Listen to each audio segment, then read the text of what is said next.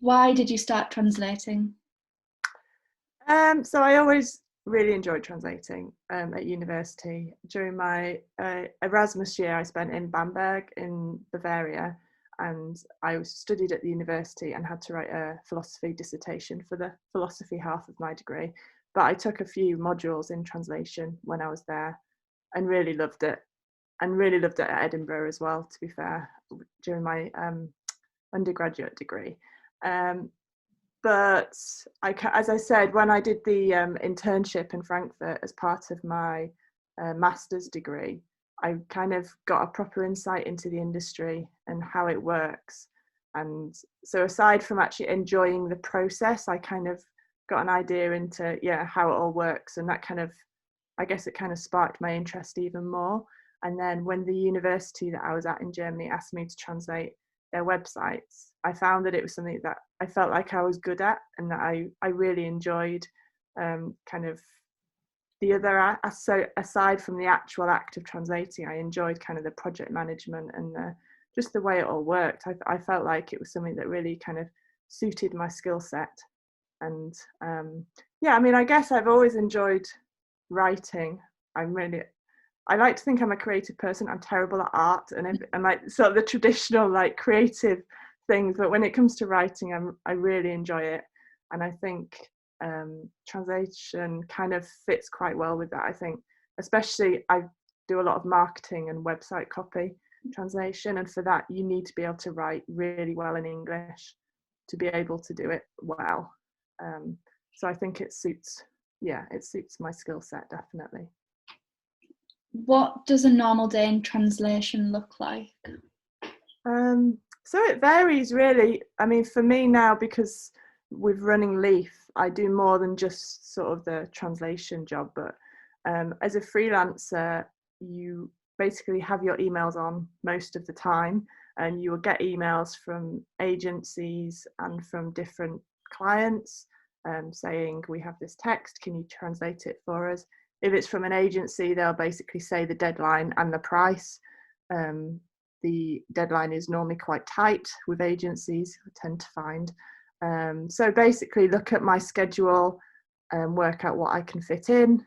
If it's a direct client, I will basically always prioritize them over agencies.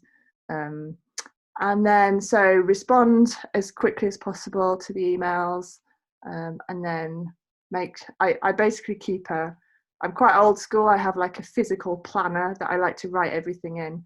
And then I also use LSP Expert, which is a project management tool for translators and language service providers, which is a really good way of keeping an overview of what tasks you have to do on a certain day and by when. And then it's just a case of prioritizing which translation needs to be done first.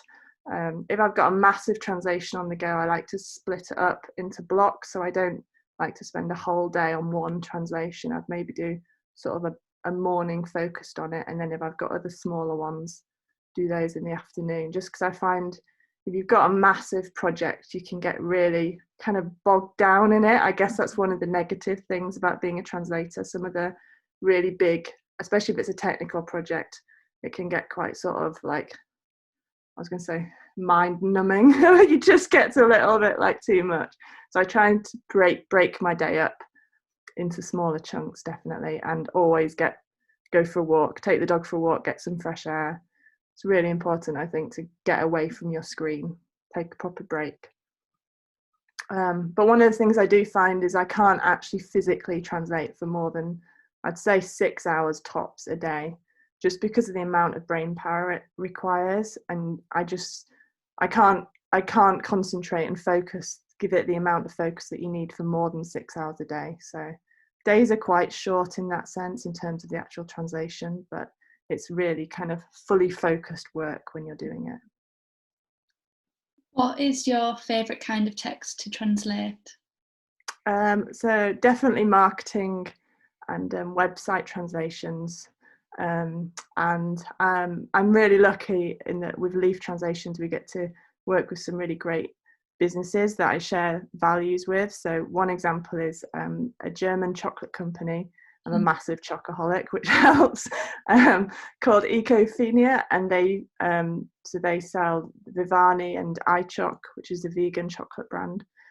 So I do work for them, and it's so nice working with a company that you really share the values of. Like their packaging is all biodegradable. They work directly with the producers to try and improve worker conditions and educate the producers, and it's just a really good company, and it's really satisfying to be able to work with a company like that and know that the work you're doing is helping them to improve their own marketing. So that's, yeah, that kind of client is brilliant. Do you do anything other than translating to improve or keep up with your language skills? So I guess because I live in the UK and I translate from German into English, one of the main challenges is definitely keeping my German up to the level that it needs to be. So I'd say my written German and my reading comprehension is completely fine, because just from translating every day and emailing clients, etc., that you're practicing it every day. But spoken German and German listening comprehension, it's difficult to keep that to a high level. So I try to listen to German podcasts and watch German TV programs and films. And then my husband, actually, I met him in Germany, so we speak German to each other occasionally to try and just keep it up. But I'd say that is definitely the challenge of if the language that you translate from, if you don't live in that country, it can be difficult to keep it to a high level. Mm-hmm. What is your favourite thing about translation? I mean, as a job, I love the freedom it gives you. Like being a freelancer is brilliant. I find it really hard to understand how people manage to hold down 9-to-5 jobs and live their life as well. Because I've been a freelancer for so long, the idea of working 9-to-5, and I just don't understand how, like, when do you go to the dentist? Like, when do you like sort out your insurance? You know, like being a freelancer gives you such freedom in that sense. I really love that. And then the act of translating, I find it super satisfying.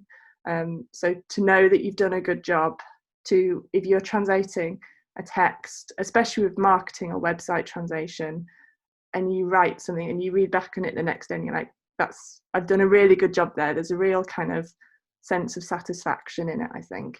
And even with more technical texts, I find it's almost a bit like maths. I used to really like maths at school, and there's just something about, I don't know, there's something almost logical and rational about it that really appeals to me as well. So I think it ticks a lot of different boxes for me in terms of the creativity, the kind of the more technical side of things, and then the sense of kind of satisfaction you can get from it, from doing a good job.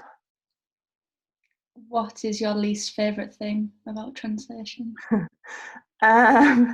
So I guess if you're doing a long technical translation that's lasting kind of a few weeks and you just feel like you're stuck, you look at the percentage that you've done and the percentage you've got left, and you go up like 1% a day, and you just feel like it's never going to end. You're just stuck in this horrible translation. That can be quite, I guess, annoying, frustrating.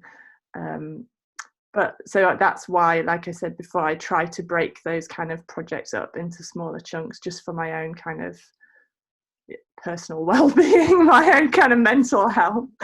I guess the other thing is the pressure on prices from agencies. And I guess also the move towards post-editing.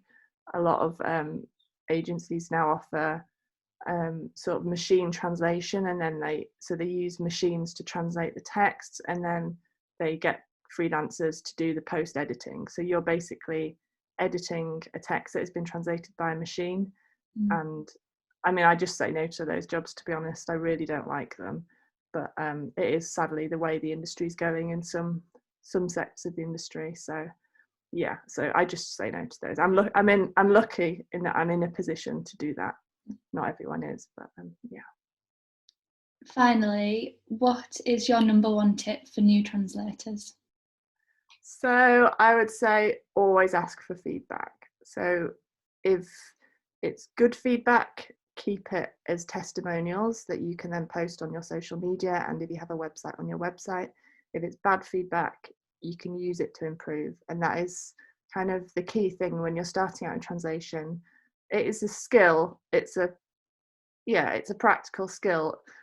Some people think if you can speak a foreign language, you can be a translator. It takes a lot of effort and work to be a translator. It's not just a case of knowing another language, and it is something that you need to keep practicing. And I think asking for constructive feedback is a really good way to keep improving and to know when something is good or when something does need more work. I think one of the issues with being a freelancer is that you're sitting by yourself at home.